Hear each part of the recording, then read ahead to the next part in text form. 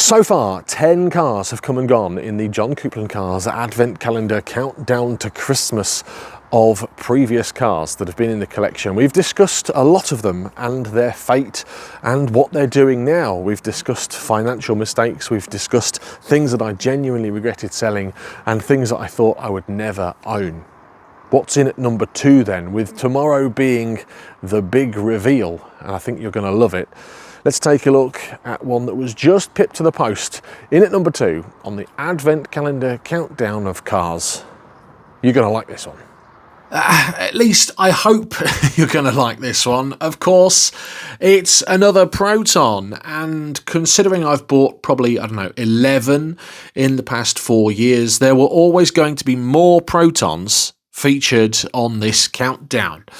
Wow, what a beauty there in beige. I actually used to call it the bronze pig. It's a 1993 Proton 1.3 GLS. Again, a saloon. Have you noticed that I'm a big sucker for a saloon Proton? Never really featured an aeroback on the channel, and that is because, well, I don't like them. This one supplied new by Homeward Motors down south, and it popped up for sale on the Proton Owners Club Facebook page, and at the time I'd had a couple of Protons in my collection. This was the third Proton I added to my collection. Bought it from a guy called Tom, who bought it from the son of the original owner as a stopgap car. He wanted a cheap runaround. His car had broken and he wanted something cheap and cheerful at the time. I paid Tom £600 for the car, which he thought was a fair deal, and he actually drove it here. He drove the car all the way up from London to my house, put it in the garage, to which Mrs. Jon Coupland spotted it on our CCTV and wasn't too impressed. And then I drove Tom back down to London in the purple Smart with this car safely in the garage.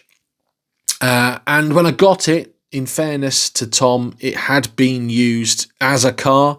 He hadn't kept on top of it as a collector's piece because he's not a Proton collector, and it was a little bit of a bin inside, and Tom smoked like a chimney. He'll forgive me for saying this, but the car stunk. It needed a lot of TLC, and I don't think it had been ever given a good old wash when I purchased it. It was still green around the gills from the original owner. I found photographs on Flickr of car spotters that had spotted it down in London. 41,959 miles delivered to me, and I was the third owner. Lots of work that I did on the car. Mechanically, it didn't need anything. It was very good. Cosmetically, it needed a lot of TLC. We gave those seats a very good scrub. You should have seen the amount of stuff that came out of them. Gave it a good old polish, gave it a good old clean. Replicated stickers, refitted original Proton floor mats. And we'll see some of those original stickers in just a minute's time that I replicated, thanks to Rover Joe and the team at DMB Graphics. There's the original number plate. It was in very good condition. Oh, crikey, look at that Proton badge. I forgot about that. I'd bought that as well and dumped it in the boot. It's perfect size for a dealer sign. Anyway, the car was a great addition and a great addition to my collection. I spent the whole afternoon painting those badges with a little tiny paintbrush and some acrylic paint. I fitted the OEM wheel trims, replaced those stickers that you can see, and put it and had it as part of my collection. I used it for a year, maybe a year and a half, and decided that I wanted to get something else for my collection, raise a bit of funds, and put it up for sale on Car and Classic, and sold it. Advertised it for £1,500 as a collector's item. Steph from My Driver Classic had at that point bought hers and raised the pinnacle of Proton. More people were talking about it. I'd won the Festival of the Unexceptional with my Black Knight, and people were talking about Proton, and so I thought for a car with such low mileage that was getting rare, £1,500 was fair. A young lad called Jack saw the car for sale.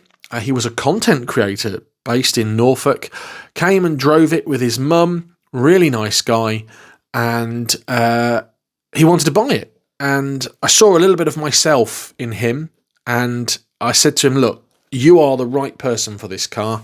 I'm actually not here to be greedy. I'll let you have it for £1,200. That's going to cover your insurance a little bit and any little work that needed doing. It needed some work doing to the sunroof, and so I knocked 300 quid off it. He didn't ask. I did it off my own back, and that helped him get things a little bit sorted and get the car to where he wanted it to be. 15,000 miles later, he's still got the car. However, it could be yours because it's currently for sale on Car and Classic. Jack's bought something a little bit more practical now, but he's had it for, 4 years? And it's got a full year's MOT. It's MOT'd until December 2025. It's had some new tyres and a little bit of work done on it, and he's advertising it for £1,300. Now, I did say to Jack, if you ever want to sell this car, let me know, because I would quite like it back. However, at this moment in time, I can't keep it undercover, and I can't justify the market value, which is £1,300. Don't get me wrong, it's worth exactly what Jack is asking. Sadly, it's not sold yet, and it's been up for sale for a couple of months. I would love to throw £800, £900 his way and have it back.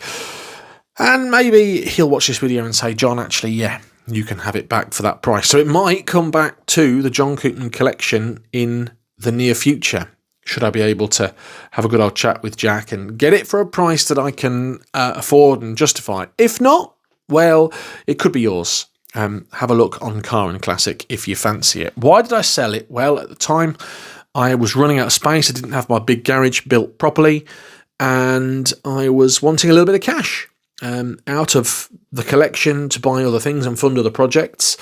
I'm now in a really lucky position that I can afford to maintain and run 20 other cars. Would I have this one back? Absolutely, in a heartbeat. When did you last see an L-Reg saloon in this autumn bronze colour? Needs a bit of TLC, considering Jack's whacked 15,000 miles on the car, but he's enjoyed it and used it as a daily car, and I've enjoyed getting tagged in posts when he's been spotted out and about on Facebook.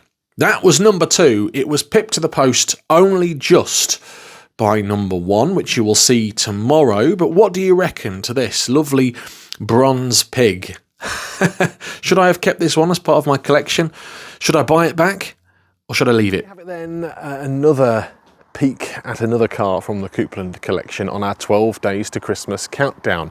Another one is coming tomorrow, and we are counting down until the big day. If you've enjoyed the video, thumbs up please. If you haven't already subscribed, please consider doing so. Comment down below, what did you reckon? Should I have kept it, or did I do the right thing with it?